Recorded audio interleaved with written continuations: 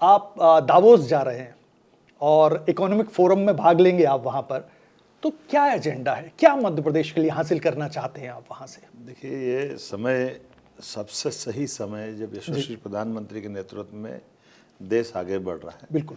हमारे अपने अपने राज्य के अंदर की अनुकूलताओं के बलबूते पर सब क्षेत्रों में व्यापार व्यवसाय के लिए हम अपने देश के अंदर भी, हमारे प्रदेश में भी और विदेश में भी जी हर जगह इन्वेस्टमेंट की दृष्टि से जो संसाधन है, जैसे उदाहरण के लिए मध्य प्रदेश में माइनिंग का बहुत बड़ा सेक्टर है। बिल्कुल।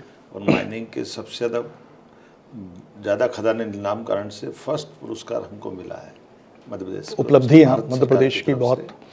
इसी प्रकार से टूरिज्म में, रिलीजियस टूरिज्म में हमारा स्टेट नंबर 1 पे आया है। बिल्कुल।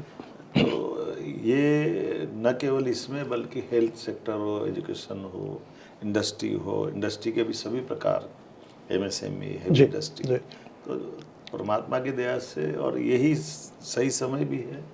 बिल्कुल। जब भारत तीसरी ताकत बनने जा रहा है तो मध्य प्रदेश भी कदम से कदम मिला के चले, विश्व गुरु बनने की दिशा में बढ़ रहा है। में हमारे लिए सौभाग्य की बात है कि दावोस में हमारे लिए 6 मुख्यमंत्री जा रहे हैं, इसमें 3 हमारे बीजेपी से हैं। जी जी जी। और एक NDA के माननीय चंद्रबाबू नायडू जी बिल्कुल है, सोरेन साहब भी जा रहे हैं, फडणवीस साहब भी हैं, आप हैं जी। तो हम सब मिल करके अपने अपने तरह से, यद्यपि ये मेरा 5 दिन का दौरा था लेकिन अब केवल 2 दिन रह पाऊंगा क्योंकि हमारे राष्ट्रीय अध्यक्ष का चुनाव था जी, कल वो लंबा सो मध्य प्रदेश इस साल किसानों को लेकर बहुत काम करने वाला है। किसानों के लेकर उनकी योजनाएं हैं कि काफ़ी कृषि को लेकर नए नए टेक्नोलॉजी शामिल की जाए उसमें।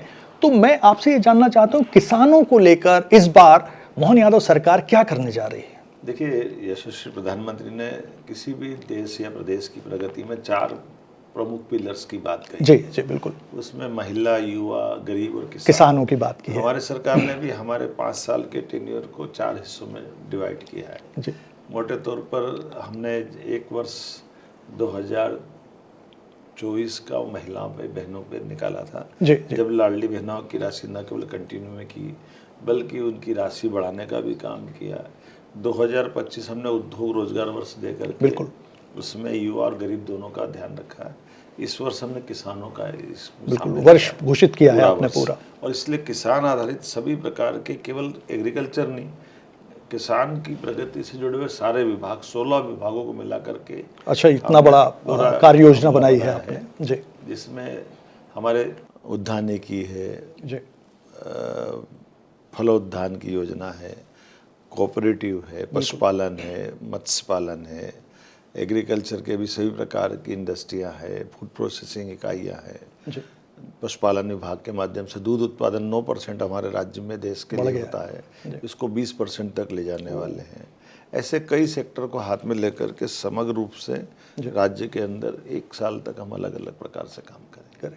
तो बहुत अच्छी बात है। इसी के साथ जुड़ा हुआ एक सवाल पूछ लूँ कि अगले महीने आप मध्य प्रदेश सरकार का बजट पेश करने वाले, मतलब मध्य प्रदेश सरकार का बजट पेश होगा, तो क्या लाडली बहनों को भी कुछ सौगात और मिलेगी? लाडली बहनों के लिए तो हमारी सरकार लगातार काम कर ही रही है। बीते 2 वर्ष में हमने 250-250 रुपये 2024 में हमने रक्षाबंधन पे बढ़ाए थे, और उसके बाद 2025 में भाई दूज से हमने, भैया दूज से उनकी राशि बढ़ाई, और लगभग 50,000 करोड़ रुपए की राशि अभी तक हम बहनों को दे चुके हैं। आगे आने वाले समय में हम नारी सशक्तिकरण को लेकर के उस पर और काम कर रहे हैं।